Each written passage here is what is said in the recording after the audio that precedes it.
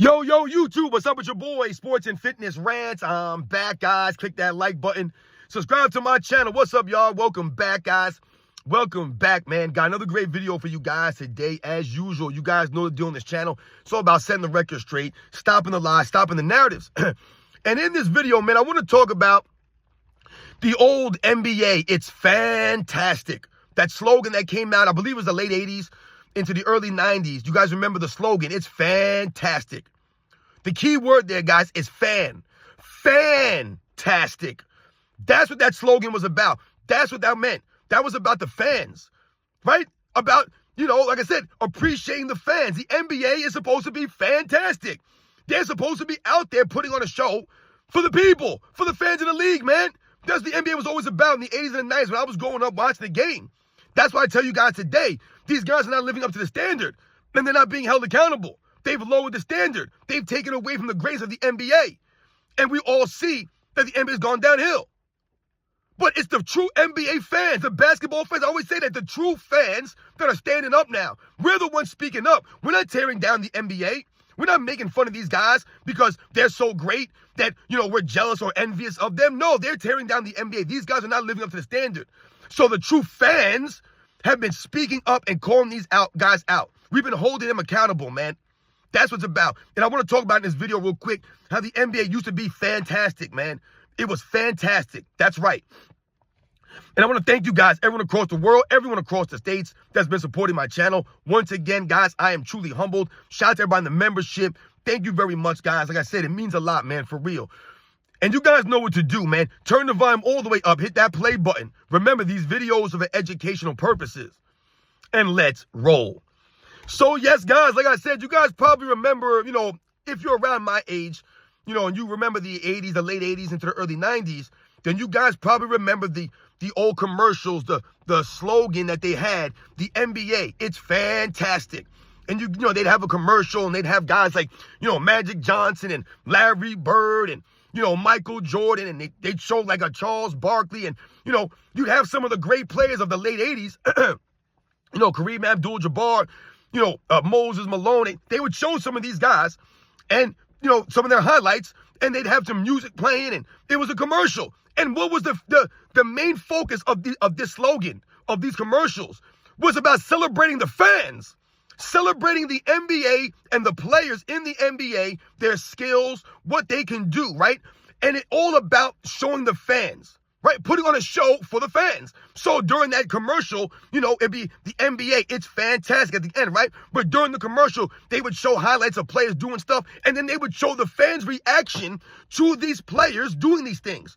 So they'll show Larry Bird make a nice play, right? And then you see the fans react, right? And they're going crazy, and they're putting their hands on their head, and oh my goodness, Larry Bird, They show Magic Johnson coming down the break, man, and doing one of his signature no-look passes, right, to James Worthy for the dunk, and the Laker crowd is going nuts, man, and the Laker girls are cheering, man, and Jack Nicholson is there on the bench, man, or they're in there in the crowd, and, and then they show Michael Jordan fly through the lane and slam dunk at home, man, and the Chicago fans are going nuts, man, and you see the signs that say Air Jordan. The NBA is fantastic.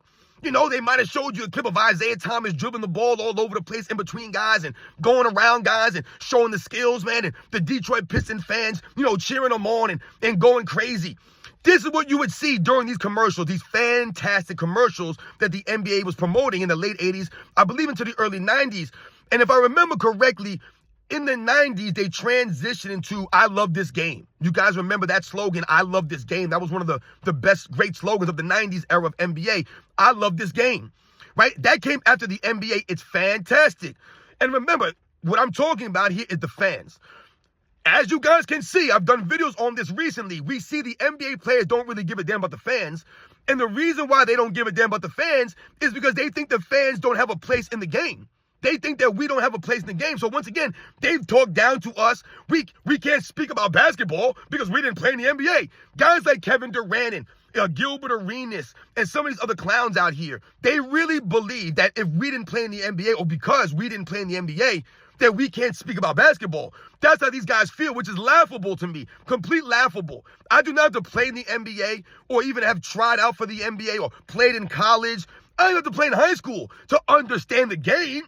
There are a lot of coaches out there that never played in the NBA, but they know the game better than a lot of these players do. Never sniffed the NBA, never played in college, but they are coaches in the NBA. There are trainers out there, guys who teach other guys how to shoot the basketball. You've seen these shooting coaches. They never sniffed the NBA, never played in college, but they're experts on shooting. Why are they experts on shooting? How are they experts on shooting, but they never played in the NBA? If they were that great at shooting, wouldn't they be in the NBA? But they train NBA players and teach them how to shoot. But they never played in the league, so they're allowed to do that. They can have and get paid money from NBA players to teach them the mechanics of shooting, but they never played in the league. So the NBA players listen to them. They're qualified, but we're not qualified to speak about basketball because we didn't play in the NBA. Think about how stupid and ironic that is for them to say. Because I'm pretty sure I see a lot of these same guys speak about other sports. They never played in the NFL or played Major League Baseball or played hockey or played soccer, but I see them tweet about things or speak about other sports. They never played in those areas. How many guys you see on ESPN talk about basketball? Brian Windhorst, for example. Did he play in the NBA? Brian Windhorst never played a sport a day in his life. A day in his life, I guarantee it. He never played a sport a day in his life. He's been an obese person his entire life, man. That's part of the reason why I promote sports and athletics, so that kids can have an outlet to expend energy and to stay fit, to be active. Brian Windhorst, his parents, they didn't get him involved in sports. He wasn't one of those active children. He was one of those kids that did nothing growing up, and probably sat home and didn't have many friends, didn't go outside and do much. He couldn't. He wasn't physically able to do these things. So what does he do? He writes about basketball. He talks about basketball. He covers basketball professionally. Does anyone say, oh, how can this guy be speaking about basketball? He never played in the NBA. No. I know more about the game of basketball. I know more about the history of the game than Brian Windhorst will ever know. I've obviously known more about the history of the game than Gilbert Arenas would ever know. I've schooled him several times on YouTube, literally educated him, made him look small and stupid and arrogant and ignorant. Kevin Durant, obviously he doesn't know much about the history of the game. He doesn't respect the fans. Kevin Durant, he talks down to us. So when we talk about the NBA and the slogan that the NBA brought in the late 80s, it's fantastic. If you guys remember, it was the 80s that kind of brought the NBA back. Remember, if it wasn't for the NBA-ABA merger and someone like Dr. J coming into the NBA with that swag, with that iconic game, then the NBA may not have even made it to the 80s, guys. That's the facts there. That's why Dr. J will always be a top 10 player to me. That's why he'll always be one of the most iconic players, a Mount Rushmore player to me. Because without Dr. J coming in the 70s, the ABA-NBA merger, he saved the NBA, man. And it was Magic and Bird who took the NBA and it really, started pushing it forward up more in the mainstream media, right? To become a major sport in America. This is what Magic and Bird did for the NBA, but it was Dr. J that saved it, right? And then we know Michael Jordan came in and took it global, made a global phenomenon where everyone wanted to be in the NBA, everyone wanted to watch the NBA, everybody wanted to be like Mike. That was the trajectory there, guys. But when we talk about the NBA bringing in that slogan, it's fantastic in that late 80s.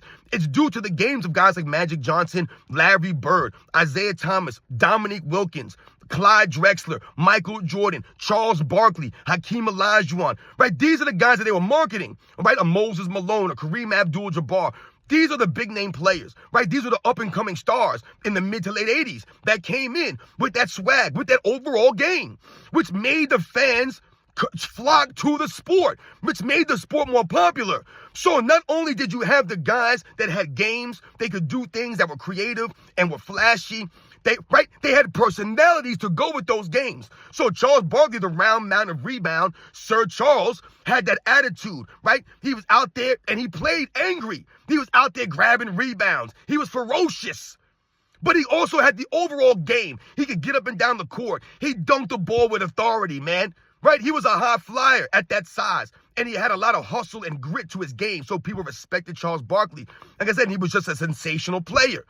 So you have obviously had guys like that. But you also had the Michael Jordans, the Air Jordan, who comes into the NBA and takes it by storm. So the NBA was promoting the players, but they were promoting the players and their skills, their creativity, right?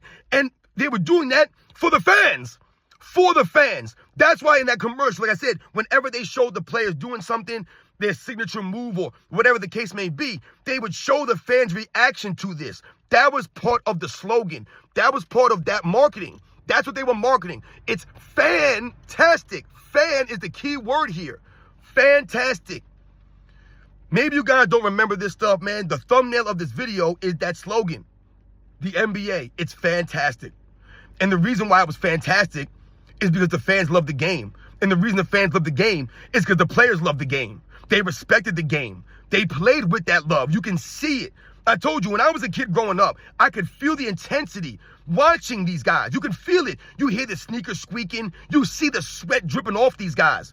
You see the demeanor of their faces, the scowls that some of these guys played with, the intensity of their looks.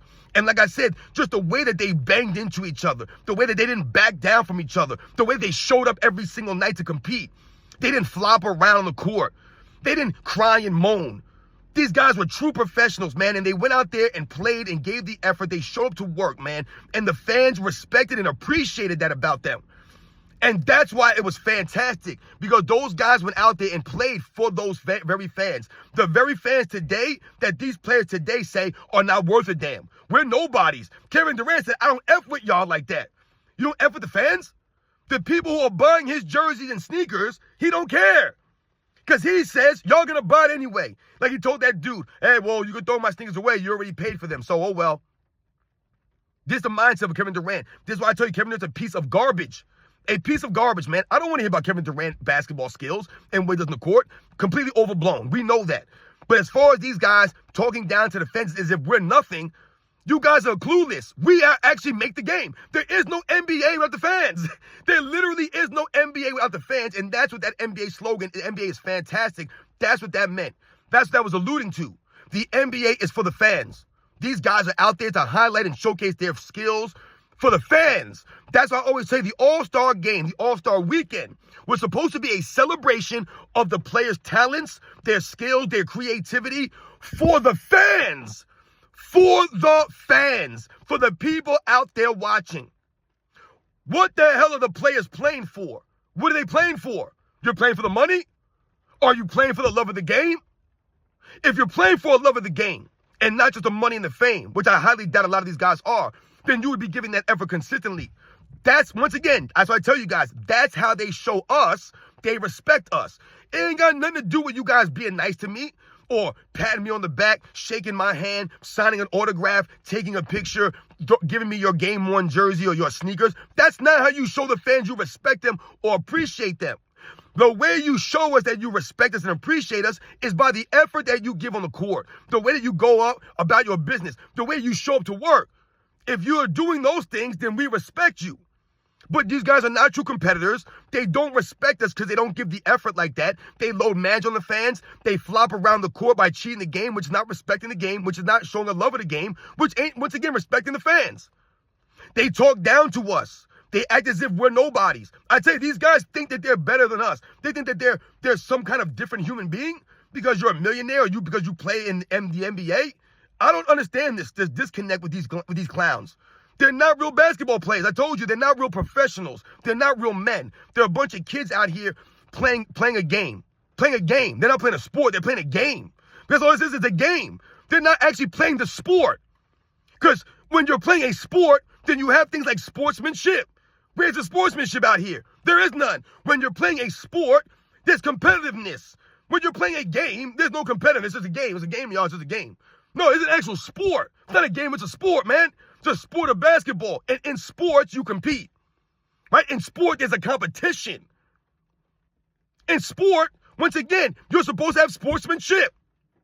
These guys don't have that. And they don't care about the fans. Once again, part of being a professional is, a part of that is being a showman, having showmanship. These guys ain't got no showmanship. They don't care. But back in the day, the guys I grew up watching, the NBA was fantastic for a reason. It was fantastic. The fans loved the game. We couldn't wait to watch the game. I told you, when I was a kid growing up, I knew if two teams were going to play, it was going to be a great matchup. They were going to be there. I didn't have to worry about David Robinson not being there. I didn't have to worry about Akeem Olajuwon not being there. Or, John Stockton, he was going to be there. Or Karl Malone or Clyde Drexler. Right? You knew these guys were going to be there. Michael Jordan was going to be there. Scottie Pippen was going to be there. They were going to go out there and give the effort. Dikembe Mutombo. Right? These guys were going to be there on the court, man. Dominique Wilkins. Right? Isaiah Thomas. These guys were going to be on the court. Moses Malone. I got to watch these guys because they were there. I got to see the matchups because they were there. Reggie Miller, Patrick Ewing. These guys were there, man. You have to worry about them showing up. I knew when I turned TV on to the New York Knicks, Patrick Ewing was going to be there. John Stark's going to be there. Charles Oakley was going to be there. Anthony Mason's going to be there. You knew they were going to be in uniform, man. Now, yeah, not so much. You know who's going to be there, who's not going to be there. These guys are late scratches now. You think someone's going to play the game, you show up to the arena, you got your tickets, you can't wait to see the player? Oh, so-and-so, late scratch. Stomach pains. Chipped toenail. They just didn't feel like playing today. These are the excuses they give. A strain this, a strain that. They're not injuries. Guys miss games now because they're in pain, because they're hurting. Who wants to hear that? No one wants to hear that. It's unacceptable. Unacceptable. And the NBA used to be fantastic. And that's why we're here to set the record straight now. We will not allow these clowns of today to tear down the past eras, with lines and narratives that are not accurate, just because they want to prop these guys up when we know that's not the truth. We want to let them to do this because the NBA was great. The guys that I watched growing up were great players, man, and they gave the effort. The NBA was fantastic for a reason. We respected these guys, and once again, we respected the history of the game, and we appreciated everything that they went out there and did, the effort that they gave, fighting through pain, like I said, putting their bodies on the line. All for the love of the game, all to compete, to win. Now, the NBA is not fantastic. They don't even give a damn about the fans. We're nobodies. We're nothing. They look down on us. Who are we? We're a joke to these guys. Once again, they're not living in the reality. They keep forgetting. Without the fans supporting these fools, they have nothing. Without the fans supporting them, there's nothing. Michael Jordan's not a billionaire by accident. People support him. Right? They respect him, what he did. There's a reason why he sells the way he does. He earned it. These guys today, I would never buy Kevin Durant sneakers. I would never buy Kevin Durant jersey. I would never buy LeBron James sneakers. I would never buy LeBron James jersey. I would never buy my kid this stuff. My son wears Michael Jordan sneakers, Air Jordans, right? And he loves Air Jordans. I got him a pair for Christmas last year. The dude went crazy. 7 years old. But he knows. He knows. He knows who LeBron James is. He knows who Michael Jordan is. And I told you, man, I don't lie to my son. I don't sell Michael Jordan as some fake weird guy. And I lie about Michael Jordan to make him seem great. So my son be like, yeah, man, Michael. I told you guys, last year I was watching TV. The commercial came on. Michael Jordan was on the commercial. And my son asked me after the commercial, hey, Dad, did Michael Jordan always make the shot in? That's what he asked me, because in the commercial, it's talking about Michael Jordan and, making a shot at the end of the game and all this stuff and blah, blah, blah. And he asked me straight up, did Michael Jordan always make the shot at the end of the game? And I said, no, he didn't. He did not. I didn't lie and say, of course he did. He's Michael Jordan. He always made the shots in. No, I said, no, he did not. But I said to him, that did not deter him, though. I told my son he wasn't afraid to take the shots, though. And that's why Michael Jordan's so great. That's why I told my son he wasn't afraid to take the shots, though. And that's why he's so great. And he made them more often than not because he wasn't afraid to take them. And he was prepared. Don't gotta lie to kids. Look at LeBron James fans. What they're teaching their kids. Oh, say LeBron James a GOAT. Say LeBron James a GOAT. This is what they're teaching their kids. I don't tell my son to say Michael Jordan's the greatest of all time, but I tell him, though, is that Michael Jordan is, XYZ. Michael Jordan did this. Michael Jordan played the game this way. This is why your dad respects and likes Michael Jordan. This is what he did. I'm going to lie about Michael Jordan to sell him to my son. I ain't got to force my son to say Michael Jordan's the greatest of all time. None of these kinds of things. Because that's the facts. So you guys know what to do, man. The NBA used to be fantastic. Now it's not. Now they don't care about the fans. Now it's a gimmick league. Right? You guys know the deal, man. I'll catch you guys on the next one.